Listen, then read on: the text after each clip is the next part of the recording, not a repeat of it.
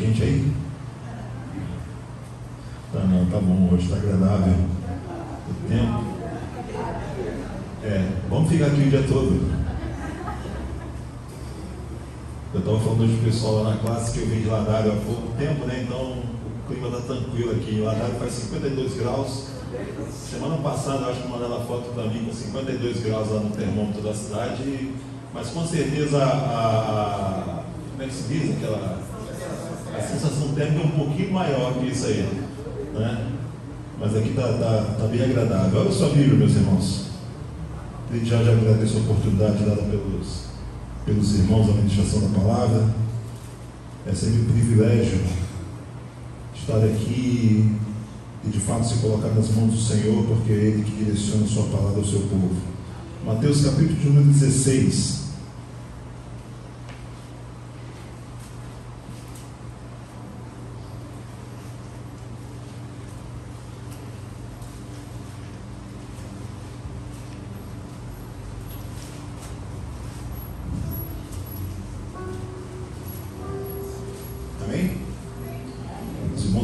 Aí, os irmãos bons de Bíblia aí da EBD, versículos de 13 a 18, eu estarei lendo, os irmãos estarão acompanhando essa leitura.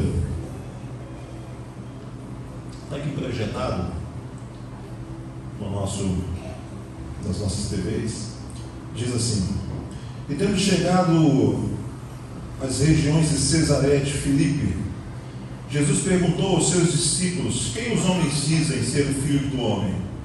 E eles responderam: alguns dizem, Senhor, que é João Batista, e outros Elias, e ainda outros Jeremias, ou algum dos profetas.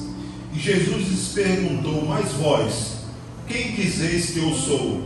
E respondendo Simão Pedro disse: tu és o Cristo, o Filho do Deus vivo. E Jesus lhe disse: Simão Barjonas, tu és bem-aventurado, pois não foi carne e sangue que te revelaram isso, mas o meu Pai que está nos céus.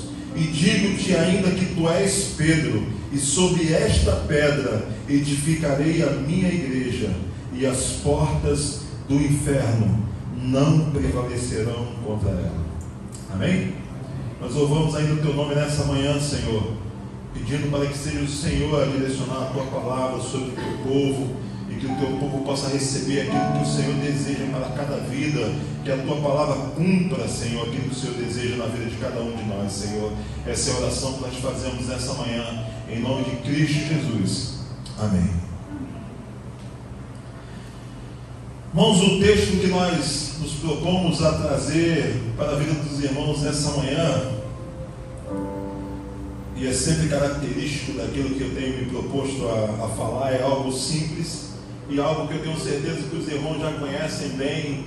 Com certeza serão princípios e fundamentos que nós seremos relembrados, mas que já há um conhecimento da nossa parte. Eu sempre tenho dito que a grande situação que nós vivemos não é de conhecermos mais, mas é de colocarmos em prática tudo aquilo que nós já conhecemos, de forma que não sejamos apenas ouvintes, mas também praticantes da palavra do Senhor, de forma que não sejamos apenas alguém cheio de conhecimento, cheio de palavra, mas com poucas ações, que as pessoas possam visualizar e saber de fato que nós somos verdadeiramente filhos de Deus.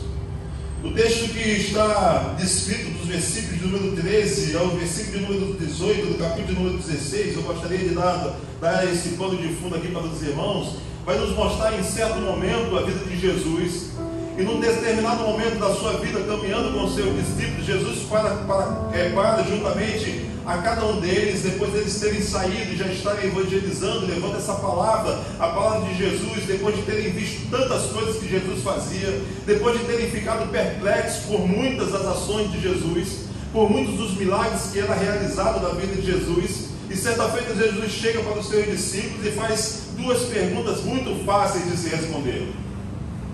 Depois de um tempo caminhando com Jesus, Jesus olha para os seus discípulos e diz assim: quem as pessoas dizem que eu sou?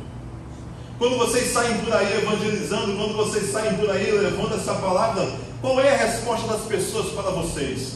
Quem as pessoas compreendem que de fato eu sou? E os discípulos rapidamente, eles olham para Jesus e dizem: Senhor, as pessoas dizem por aí que tu és Jeremias, outros dizem que tu és Elias, ou alguns dos profetas. Uma pergunta simples e uma resposta simples e rápida, porque os discípulos sabiam o que passava no coração das pessoas, porque elas externavam isso para a vida dos seus discípulos. Eu não quero me deter na compreensão de que por que aqueles homens estavam dizendo que Jesus era Elias ou João Batista, se esses homens já haviam morrido, porque não é a síntese daquilo que nós queremos falar nessa manhã.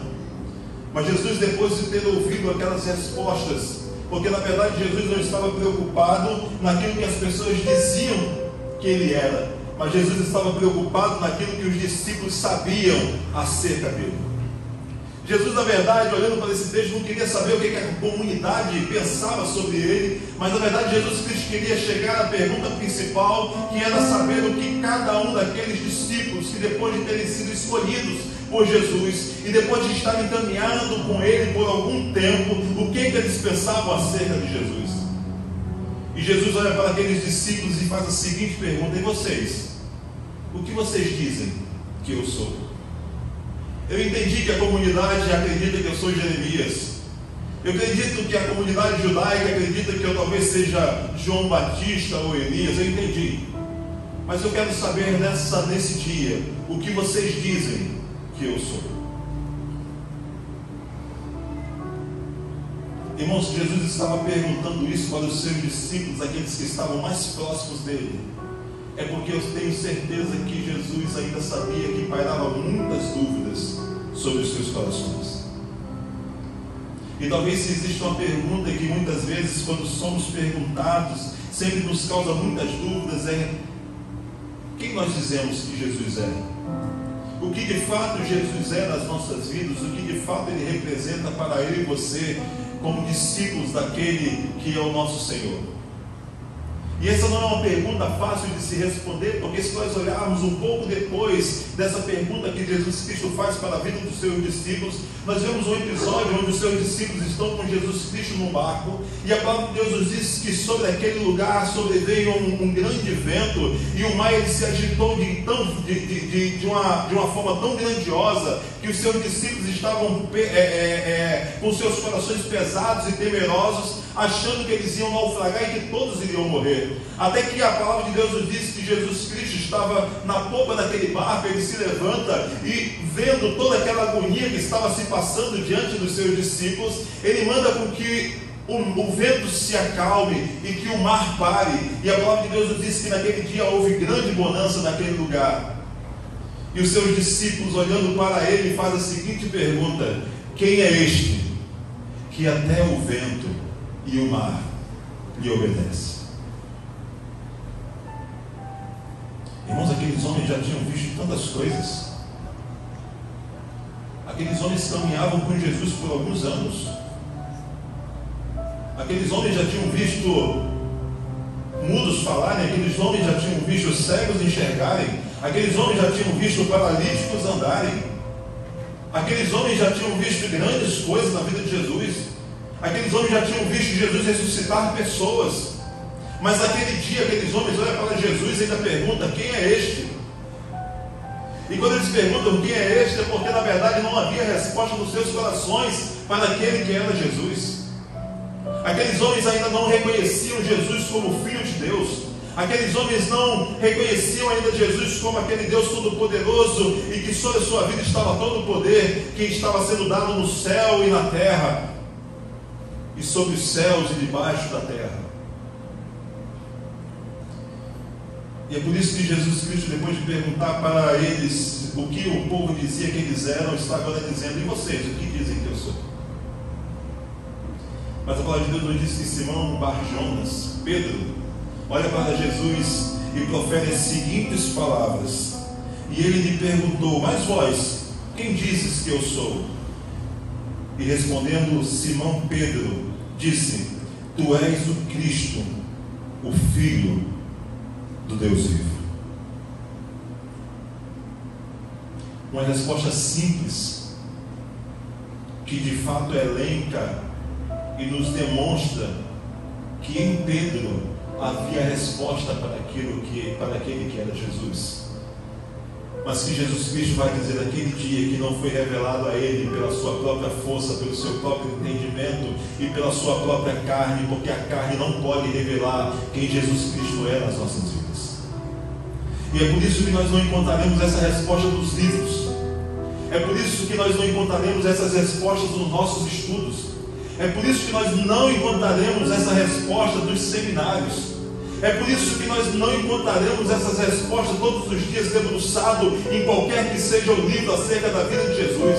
É por isso que nós não encontraremos a resposta para aquele que Jesus é em muitas outras coisas, se não nos for revelado primeiramente pelo Espírito Santo de Deus.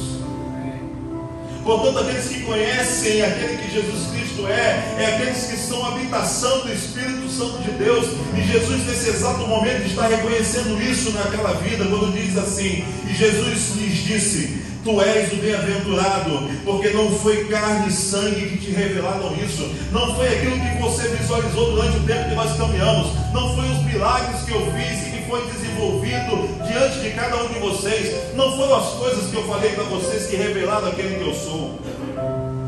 Mas ele diz assim: porque não foi carne e sangue que te revelaram, mas o meu Pai que está no céu.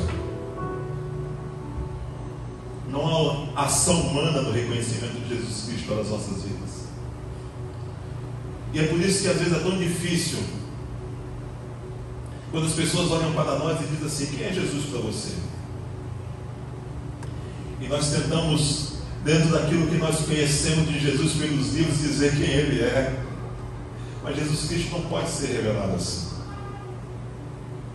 Jesus Cristo só pode ser revelado nas nossas vidas se o Pai, se Deus que está nos céus, se o Espírito Santo de Deus revelar essas coisas das nossas vidas. E nós agora chegamos no versículo de número 18, que é sobre ele que eu quero me debruçar nessa manhã. Jesus ainda está conversando com eles, e agora ele olhando para a vida de Pedro, que foi aquele que respondeu. Pedro era um homem audacioso e gostava de ser sempre o primeiro nas suas respostas, né? Irmãos, onde tiver Pedro não tem outro para falar, só tem Pedro. Onde tiver Pedro, professor de escola bíblica dominical, se tivesse Pedro na sala, Pedro é aquele que responde todas as perguntas na frente de todo mundo. Ele não quer nem saber se está certo ou está errado, ele quer responder. Não tem aquele aluno, né? Quem já escolheu sabe que tem aquele que senta lá na frente, tudo que o professor pergunta, ele levanta a mão e ele quer ser o primeiro. Ele não quer nem saber se vai levar a porta na cara ou não. Com ele não tem passo ou repasso, ele quer responder. Esse era Pedro. Mas Jesus, depois de ouvir a resposta de Pedro e dizer para ele, ensiná-lo que aquilo que estava sendo revelado na sua vida não era obra de um homem, não era obra de estudos humanos, não era obra daquilo que nós podemos aprender durante toda uma trajetória das nossas vidas, não é obra que se pode aprender aos pés de Gamaliel, não é obra que se pode aprender debruçada em muitos livros, mas só pode ser revelado pelo próprio Deus nas nossas vidas. Ele olha para Pedro e diz assim: Pedro, eu te digo que tu és Pedro, e que sobre esta pedra eu edificarei a minha igreja. Jesus estava dizendo para Pedro que a partir daquele dia ele estaria edificando a igreja de Cristo, e que depois de 2000 anos estamos nós aqui, essa igreja que foi edificada pelo próprio Cristo naquele dia, com aquela conversa com o apóstolo Pedro. E ele diz assim: e as portas do inferno não prevalecerão contra ela. Irmãos, não existe talvez uma promessa terrena para a vida da igreja mais grandiosa do que essa que nos é colocada nesse texto, no versículo de número 18, no capítulo de número 16 de Mateus. Fora a promessa que Deus nos dá acerca daquilo que nós ainda iremos viver com Ele durante toda a eternidade. Se nós tirarmos essa promessa, a maior promessa que nós podemos nos debruçar da palavra de Deus, como prometida diretamente à igreja, é essa: que as portas do inferno não prevalecerão contra a igreja do Senhor. Não existe uma maior promessa do que essa nas nossas vidas. E às vezes nós ficamos a nossa vida cristã toda buscando promessas, coisas que se realizem nas nossas vidas, e paramos de observar aquilo que é grandioso e que já está diante de cada um de nós, e a Bíblia nos responda para poder compreender cada uma dessas ações. Porque quando nós olhamos para a palavra, quando nós olhamos para a Bíblia Sagrada, nós podemos compreender que não existe sequer na trajetória da igreja uma só bênção palpável, uma só bênção que eu e você podemos enxergar com esses olhos, uma só bênção que nós podemos pegar com as nossas mãos. Não existem essas bênçãos na Bíblia, irmãos, para a vida da igreja. Havia para Israel uma terra que manava leite e mel. Havia para Israel muitas promessas palpáveis que eles poderiam ver, mas para as nossas vidas não existem essas promessas. A palavra de Deus nos diz aí em Coríntios que aquilo que o ouvido não ouviu, que aquilo que os olhos não viu e que não chegou ao coração do homem, portanto eu não posso pegar, eu não posso palpar, eu não posso nem sequer visualizar. Foi isso que o Senhor prometeu para cada um de nós. E nós passamos a nossa vida inteira buscando coisas palpáveis. Eu não quero fazer uma crítica, mas já vou fazê-la. Às vezes nós somos chamados aqui à frente para dar um testemunho, e os testemunhos só são bênçãos físicas, coisas que eu e você podemos ver. Mas será que é isso que Deus tem para a sua igreja? Não existe sequer uma. E se os irmãos quiserem depois do culto me apresentar uma só bênção física, irmãos, a Bíblia inteira acerca da igreja. Eu não quero sobre Israel, eu quero acerca da igreja. Não existe. Paulo, escrevendo a carta aos Efésios, ele vai dizer que Deus nos abençoou com toda sorte de bênçãos espirituais. E ele ainda vai terminar dizendo assim: sabe onde é que são vivenciadas essas bênçãos espirituais? É na terra, nas regiões celestiais. É para que eu e você não tenhamos nenhuma perspectiva terrena acerca daquilo que o Senhor quer nos dar. E Ele dá, Geraldina? Tá. Mas não é isso que Ele promete para a igreja. Ele nos concede bênçãos que eu posso visualizar, que eu posso ver, concede. Mas o Senhor Deus nos prometeu coisas maiores. E quando nós olhamos para a sua palavra, nós precisamos entender que nesse dia, nessa conversa com os seus discípulos, ele vai dizer assim, que sobre aquele momento, e a pedra que nós acabamos de ler no texto que está proposto no nosso boletim, vai nos dizer que essa pedra não é qualquer pedra, é a pedra angular, é a pedra de esquina, é a pedra onde todo o alicerce converge até ela. Ela não é uma pedra simples, mas é uma pedra onde toda a igreja está edificada sobre ela, e onde ela é a cabeça desse lugar. É o próprio Cristo que estabelece a sua igreja, e essa igreja não é edificada sobre homens, mas é edificada sobre o próprio Cristo. E ele vai dizer: quando vocês compreenderem isso, eu quero trazer para a vida de vocês uma única promessa, e a promessa é que as portas do inferno não prevalecerão contra essa igreja. Eu tinha uma compreensão equivocada sobre esse texto há muitos anos, e fazer muitos anos, porque às vezes eu ouvia as pessoas dizendo assim: irmãos, nós vamos orar. Eu quero chamar os irmãos para orar, porque essas portas nunca fecharam até hoje, porque as portas do inferno não prevalecerão contra a igreja do Senhor. E eu sempre imaginei que era o diabo, era o inferno que atacava a igreja do Senhor, mas essa não é uma verdade. Porque o inferno não tem poder nenhum sobre a igreja de Jesus Cristo, porque Jesus é o Senhor da igreja. Na verdade, não é o inferno que ataca a igreja, mas é a igreja que todos os dias ataca o inferno. E é por isso que ele vai nos dizer que as portas não é um elemento, irmãos, de ataque. As portas é um elemento de defesa. Você já viu alguém atacando o outro com uma porta, irmãos? Correndo atrás do outro com uma porta? Nunca viu. Porque ela não é um elemento de ataque. A porta é aquele lugar da sua casa que você fecha, passa 3 trancas, não é isso? Bota o bujão atrás, ainda bota o bujão atrás assim, ó. Por quê? Porque ela é um elemento de defesa. O ladrão não vai entrar, porque se ele derrubar as 3 trancas, ainda tem um bujão cheio lá atrás, reforçado. Quem já viu aqui filmes da era medieval? Lembra qual que era a última defesa de um castelo? São as suas portas, edificadas exatamente com essa finalidade.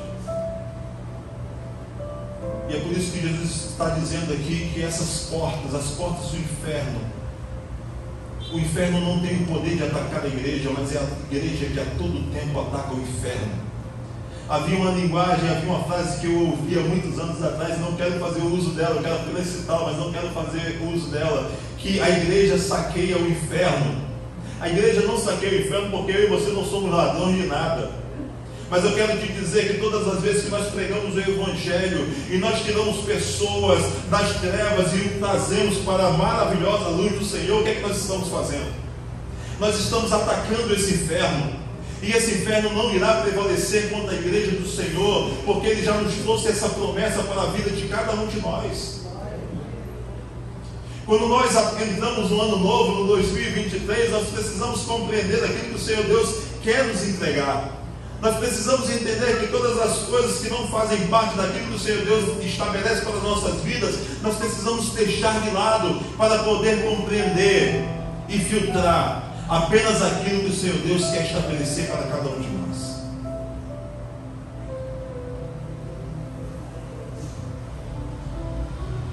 Mas obviamente eu comecei de frente para trás. No versículo de número 18, Jesus está falando com Pedro. E a promessa é que as portas do inferno não iriam prevalecer contra a igreja do Senhor. Mas eu gostaria de dizer nessa manhã que essa promessa ela só vai fazer sentido nas nossas vidas quando de fato nós compreendermos o que é a igreja. Amém, irmãos? Essa promessa só fará sentido nas nossas vidas quando eu e você compreendermos o que é a igreja. Porque os irmãos sabem que há uma confusão enorme de se compreender o que é a igreja. Tem irmão que eu conheço e diz assim: eu não vou na igreja porque eu sou a igreja. Eu falei: tu não é igreja não, tapado. Tu é templo do Espírito Santo. Mas tu não é igreja. Tu pode ser até o templo do Espírito Santo, mas igreja tu não é. Não é igreja. O pastor Aloysio ali está sempre nos concílios, né? E o último conciliado aqui foi o pastor Edward, né? Eu lembro que ele estava aqui quando o pastor falou assim para ele: eclesiologia. Aí falou assim: Edward, o que é igreja? E aí Edward respondeu para ele o que era igreja. É a comunidade dos santos ou regenerados, que um dia confessaram a Jesus como Senhor e Salvador das suas vidas, que foram batizados em nome do Pai, do Filho e do Espírito Santo. Essa é a descrição daquilo que é a igreja. Ela primeiramente não é algo que se refere a uma individualidade, mas é algo que sempre vai se referir a uma comunidade. É algo que sempre vai se referir a uma coletividade.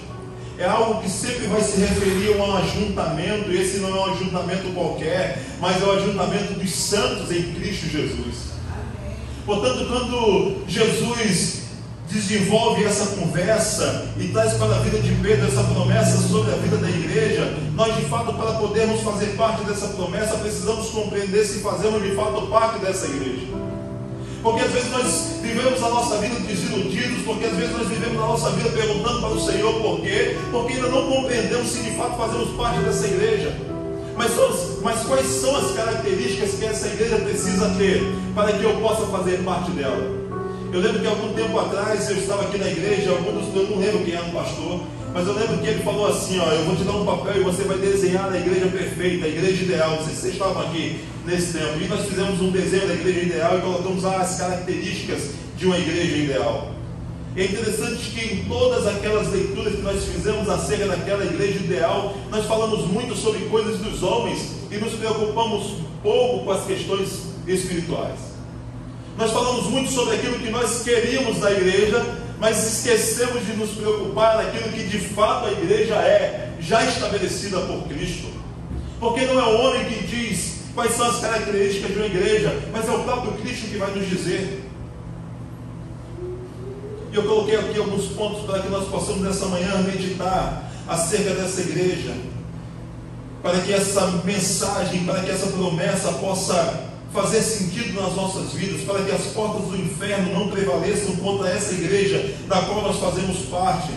Nós precisamos entender que essa igreja precisa reconhecer quem cada indivíduo é e quem Cristo é na vida de cada indivíduo. Os irmãos lembram que aqui no início eu falei para os irmãos o que é a igreja, e nós falamos que a igreja sempre vai se referir à coletividade e a uma comunidade dos santos. Mas eu quero trazer nessa manhã para que eu e você possamos, de forma individual, pensarmos acerca daquilo que de fato nós somos e aquilo que Cristo representa nas nossas vidas. Quando Jesus olha para Pedro, ele vai dizer: olha só, aquilo que te foi revelado não poderia ser revelado pela carne e pelo sangue, mas foi o Pai que te revelou. E por que o Pai revela para Pedro? Porque Pedro se coloca à disposição de Deus para que aquilo pudesse ser revelado diante da sua vida.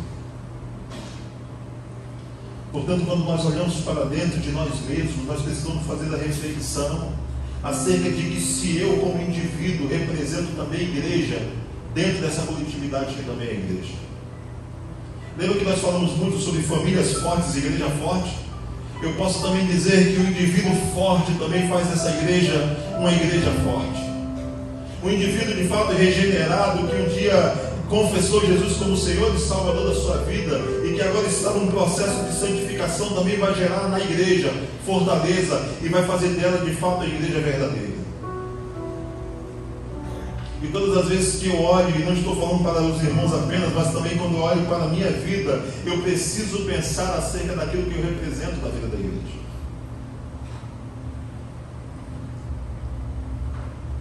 Porque às vezes nós olhamos muito para aquilo que as pessoas dizem, mas olhamos pouco para aquilo que eu sei sobre eu mesmo. Se existe alguém que nos conhece bem, irmãos, além de Deus, somos nós mesmos. Uma vez eu vi, eu não gosto muito de ler coisa do Facebook, mas alguém falou assim mais ou menos no Facebook, né? Eu sei coisas terríveis acerca de mim mesmo, que vocês não sabem. Isso é a verdade das nossas vidas? Nós sabemos coisas que ninguém mais sabe.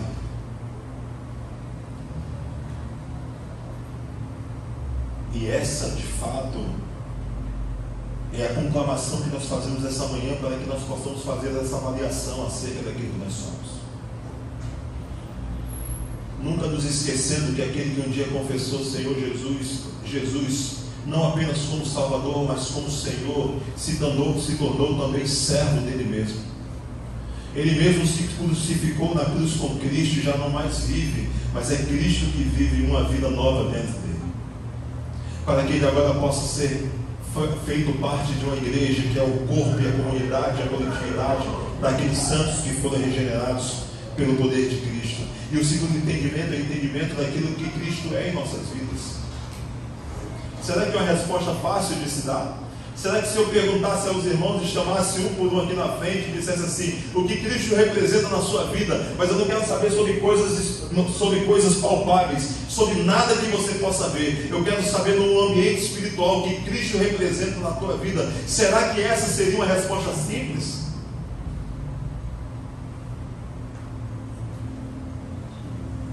Onze discípulos se calaram e apenas Pedro fala.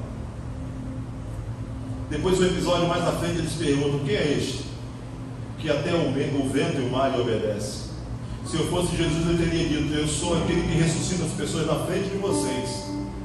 Eu sou aquele que estou andando por 2 anos com vocês e já fiz muitos milagres, vocês já viram muitas coisas e vocês ainda perguntam quem eu sou. Tem pessoas que têm olhos, mas não conseguem enxergar.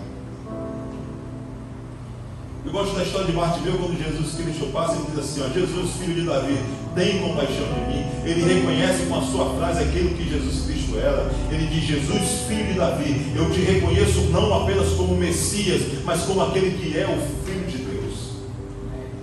A promessa encarnada, cumprida aqui na minha frente, eu não posso ver, mas eu sei que o Senhor é.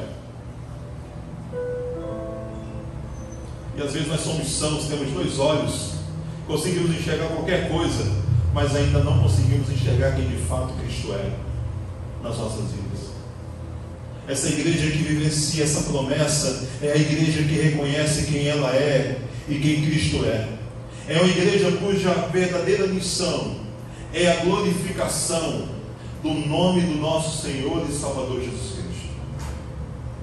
Irmãos, a vida de glorificação não é uma vida de glorificação através apenas do louvor. E quando nós falamos sobre louvor, não é apenas o louvor cantado que nós entoamos hinos aqui nos domingos, ou nas quartas-feiras, ou nos domingos de manhã. Não é essa glorificação que o Senhor Jesus espera das nossas vidas e que é algo que é requisito básico da vida da igreja do nosso Senhor e Salvador Jesus Cristo. Essa glorificação tem que ser vivenciada todos os dias das nossas vidas, porque nós reconhecemos que em todas as coisas Jesus habita. Porque nós reconhecemos que todas as coisas que nós temos foi o Senhor quem nos deu. Porque nós sabemos que toda boa dádiva e todo dom perfeito não pode proceder de um outro lugar, a não ser do próprio Jesus, que é o Senhor dessa igreja. Porque nós reconhecemos que nós só estamos aqui porque o Senhor nos deu a oportunidade de estarmos aqui neste lugar. E é por isso que a nossa vida deve ser uma vida de glorificação. E é por isso que, assim como os salmistas, eles se debruçam diante daquilo que é a expressão de louvor e glorificam a Deus em todas as demandas de sua vida, assim também deve ser a cada um de nós. Mas às vezes a nossa vida só tem sido de murmuração. Sabe por quê? Porque nós procuramos coisas palpáveis e tangíveis, e que muitas vezes não é isso que o Senhor Deus tem para cada um de nós.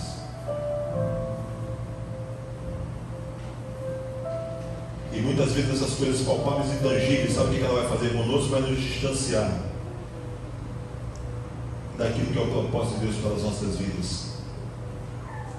Mas eu quero que nessa manhã, e o texto bíblico vai nos propor, que essa igreja deve debruçar todas as suas expectativas naquilo que vem do alto, naquilo que é promessa de Deus, e que são demandas espirituais que Ele conhece e sabe que nós dependemos de cada uma delas. E para finalizar, irmãos, essa igreja, ela reconhece que não existe, e falei isso no início, individualidade, mas sim sempre coletividade. Irmãos, o aspecto mais complexo de viver uma vida em igreja é podermos entender que nós não caminhamos juntos, que nós não caminhamos separados, mas caminhamos todos juntos. É difícil? Muito. Sabe por quê? Porque embora nós agimos no coletivo como igreja, nós somos referidos como homens individuais, cada um com personalidade diferente, vivendo uma vida diferente, mas a expectativa de Cristo para a vida da sua igreja é que nós sempre nós possamos olhar essa igreja como algo coletivo e como a comunidade dos santos. João capítulo número 15.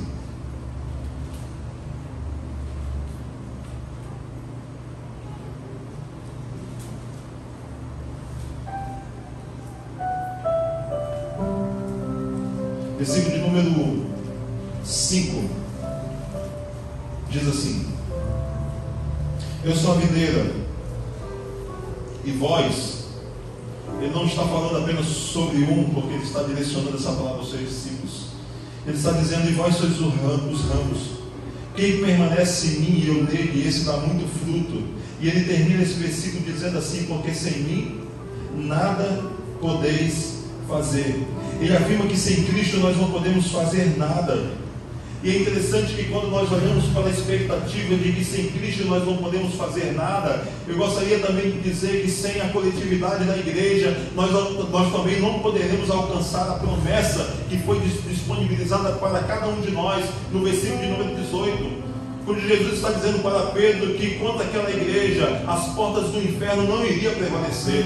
A grande dificuldade que nós temos de compreensão é porque às vezes nós queremos agir na individualidade como se igreja fôssemos, mas nós na individualidade nunca seremos igreja, porque a palavra de Deus nos diz: onde tiverem quantos? 2 ou 3 reunidos, ali o Senhor estaria presente. Ali é o significado proporcional daquilo que de fato representa a igreja, o ajuntamento dos santos, a comunidade, a coletividade. Mas para que eu e você possamos viver essa vida de igreja, nós precisamos compreender essa realidade das nossas vidas. Porque às vezes o indivíduo é orgulhoso, Às vezes o indivíduo é insubmisso. Às vezes na individualidade nós temos sentimentos que não deveríamos ter. E é essa coletividade, essa comunidade que vai nos fazer andar de acordo com aquilo que o Senhor Deus tem para as nossas vidas. Eu gosto quando os 2 discípulos começam a sair para visitar e para poder levar a palavra do Senhor, e quando eles voltam cheios de alegria, dizendo para o Senhor assim: Senhor, onde nós passamos, os espíritos se submetem a nós. Onde nós colocamos o nosso pé, as pessoas endemoniadas começam, se fosse hoje, né, irmãos? As pessoas começam a cair, se debater, espumar pela boca, e os espíritos eles vão saindo, as pessoas são libertas. E eles estavam se orgulhando por causa disso. E Jesus fala assim para ele: olha só, vocês não deveriam se alegrar por causa disso. Sabe por que vocês não deveriam se alegrar por causa disso? Porque a alegria maior para a vida de cada um de vocês não é o poder que está sobre vocês, que não é a ação de vocês, mas é a ação do Espírito Santo de Deus. Mas alegrai-vos, porque o vosso nome está escrito no livro da vida.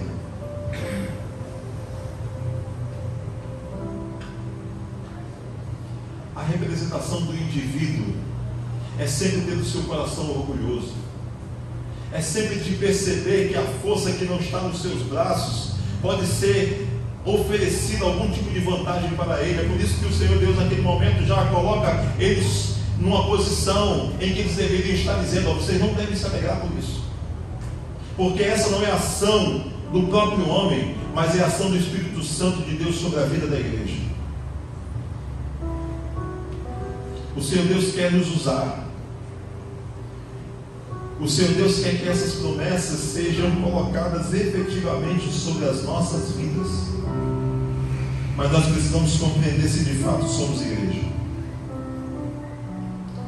E uma outra compreensão que nós podemos ter é que essa comunidade, essa coletividade vai fazer e vai nos trazer também força. Porque se um cair, o outro levanta. Essa semana eu estava vendo um pregador, não vou nem dizer para os irmãos o nome dele, porque senão os irmãos vão começar a seguir o pregador. E ele falou que a igreja é o único organismo na terra que não volta para buscar os seus soldados que se feriram. E ele estava demandando toda a sua palestra acerca dessa verdade que ele estava estabelecendo naquilo que ele estava colocando, naquele diálogo que ele estava ali fazendo. Não era uma pregação propriamente dita, mas ele estava dando era um trabalho com um curso, ele estava falando um pouco, se referindo a essa expectativa de que todo soldado ferido deseja e precisa de um resgate. Mas a igreja talvez seja um dos únicos organismos que não consegue compreender essa verdade estabelecida. Às vezes nós só queremos caminhar, nós só queremos avançar, e nos esquecemos de compreender que a igreja não significa individualidade, mas significa primeiramente comunidade e coletividade.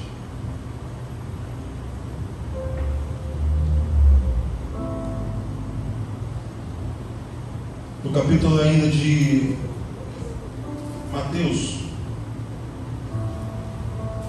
16,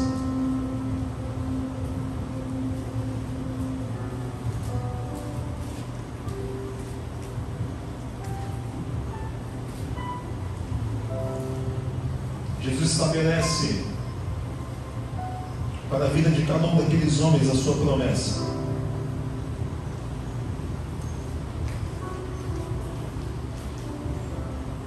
No versículo 19 ele diz assim: eu te darei as chaves do reino dos céus, e o que ligares na terra será ligado também no céu, e o que desligares na terra terá sido desligado no céu.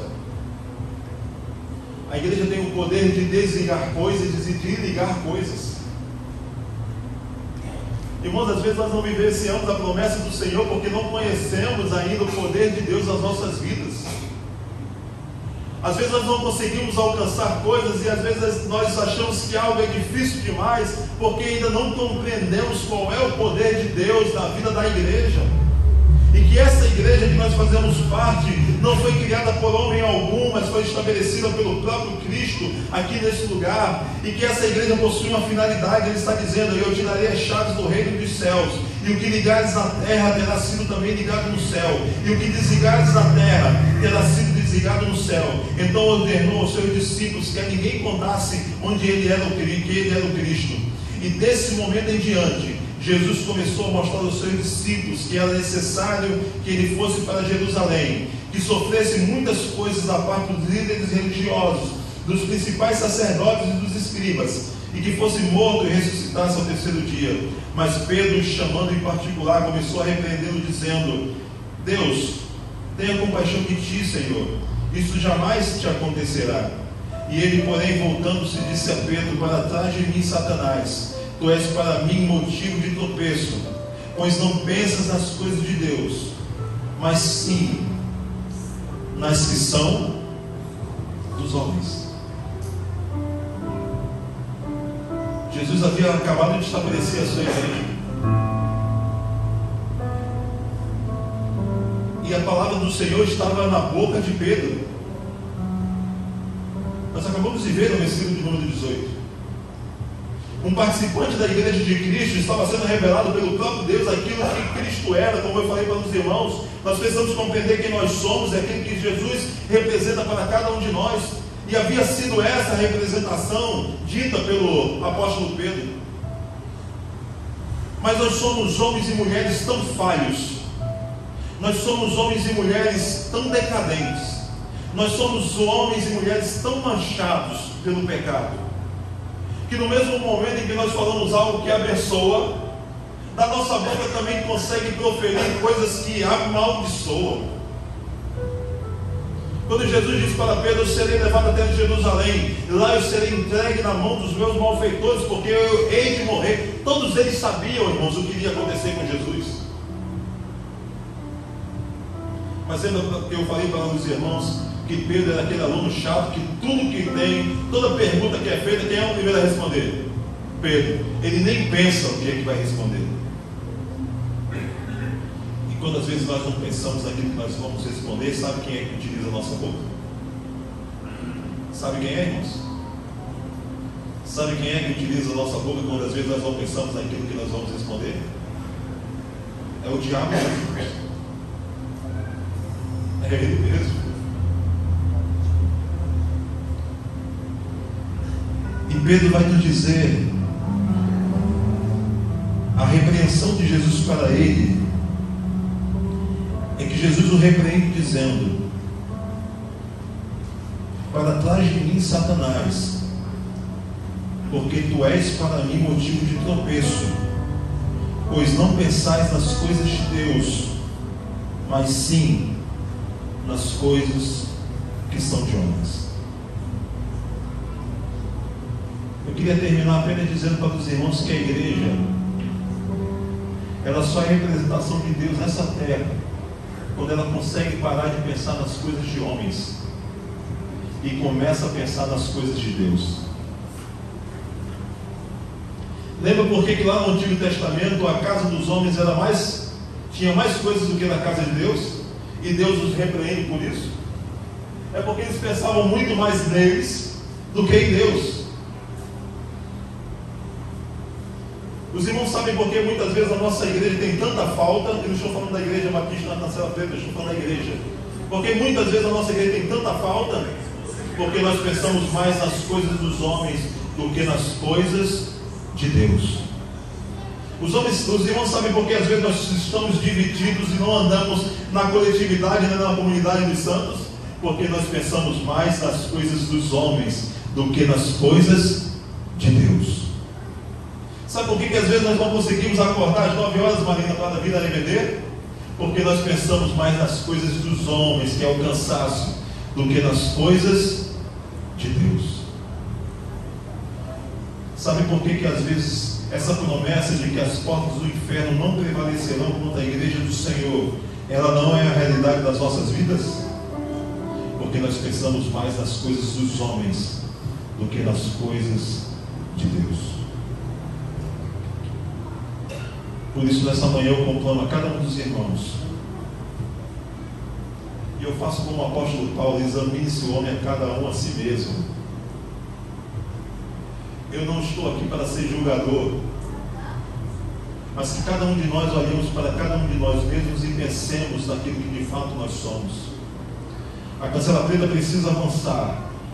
Nós como igreja precisamos avançar. Essa promessa deve estar disponível cada dia nas nossas vidas.